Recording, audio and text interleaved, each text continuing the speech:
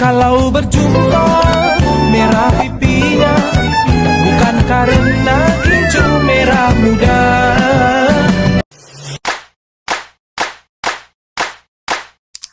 Hai, selamat datang ke podcast kita pada hari ini. Terima kasih terlebih dahulu saya ucapkan kerana sudi hadir untuk podcast kali ini.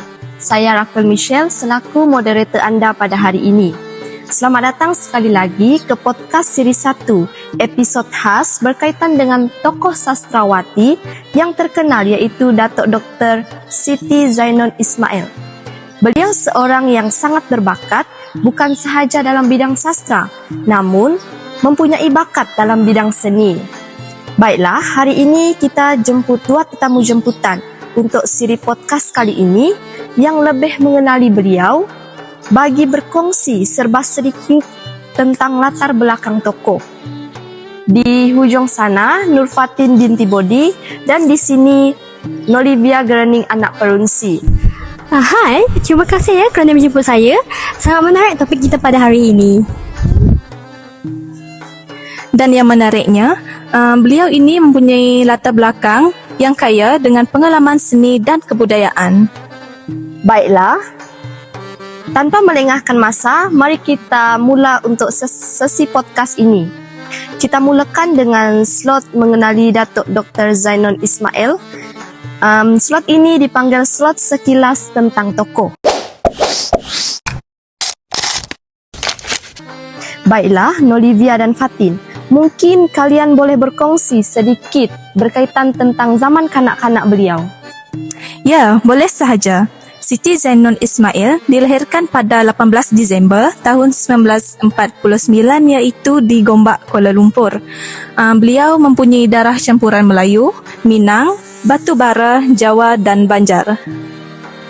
Wah, memang tidak hairan beliau berbakat. Sejak kecil lagi, beliau memang didedahkan tentang karya seni. Beliau didedahkan dengan cerita wayang kulit oleh abah dan ayah mat beliau iaitu bapa kedua beliau. Oh, patutlah beliau sangat berseni kerana memang dari kecil beliau memang didedahkan dengan dunia seni ini. Baiklah, mari kita beralih ke slot seterusnya. Saya namakan slot ini sebagai slot dari bilik darjah ke dunia. Mungkin kalian hendak kongsikan bagaimana pendidikan awal beliau bermula. Tentu saja boleh. Beliau mula mendapat pendidikan di Sekolah Rendah Setapak dan kemudian di Sekolah Rendah Langgar, Kota Baharu, Kelantan. Beliau melanjutkan pelajaran ke Sekolah Menengah Aminuddin Baki SAB, Kuala Lumpur dari tahun 1962 hingga 1968. Ya, semasa beliau belajar di Sekolah Menengah Aminuddin Baki, beliau telah dilatih oleh seorang guru seni iaitu Idris Haji Salam. Melalui latihan ini juga, beliau telah bergabung dengan Angkatan Pelukis Semenanjung iaitu APS. Dengan minat yang mendalam dalam bidang seni ini juga, beliau telah melanjutkan pelajaran ke Institut Seni Indonesia iaitu ASRI dalam bidang seni lukis dari tahun 1970 sehingga tahun 1973. Ini merupakan langkah berani seorang wanita pada zaman itulah. Wah, saya sebagai wanita pun terinspirasi dengan apa yang telah beliau lakukan. Baiklah, kita beralih ke slot yang terakhir dalam podcast siri ini. Kita namakan slot ini sebagai slot menjejak dunia profesional. Mungkin dalam slot ini kalian sudi berkongsi tentang kerjaya beliau. Baiklah.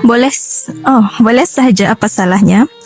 Pada tahun 1974 sehinggalah tahun 1976, beliau pernah bertugas sebagai jurulatih seni lukis di Kementerian Kebudayaan Belia dan Sukan.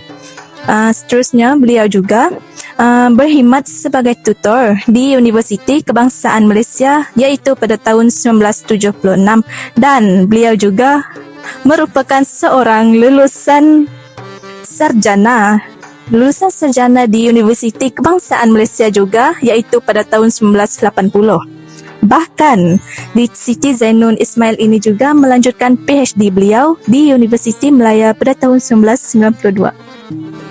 Menarik sekali bukan? Beliau juga merupakan penyair pelukis wanita yang aktif. Dato' Dr. Siti Zainun Ismail juga kerap mewakili negara dalam membaca puisi. Kau harus merapi jawaban.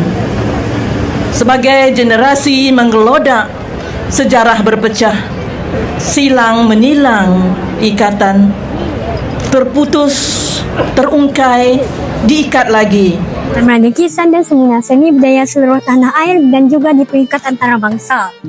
Beliau juga banyak menulis ungkapan puitis dalam beberapa buah buku analogi puisi beliau. Banyak sekali tulisan beliau yang menarik, halus tetapi bermakna. Wah, beliau pandai dalam menggabungkan seni visual dengan seni bahasa dalam satu jiwa. Nampaknya kita sudah berada di hujung rancangan podcast bagi siri ini.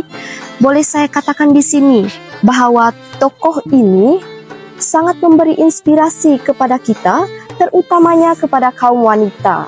Benar sekali. Sebanyak karya beliau yang telah mengangkat tentang kisah-kisah wanita yang ini sangat membanggakan kita sebagai kaum wanita.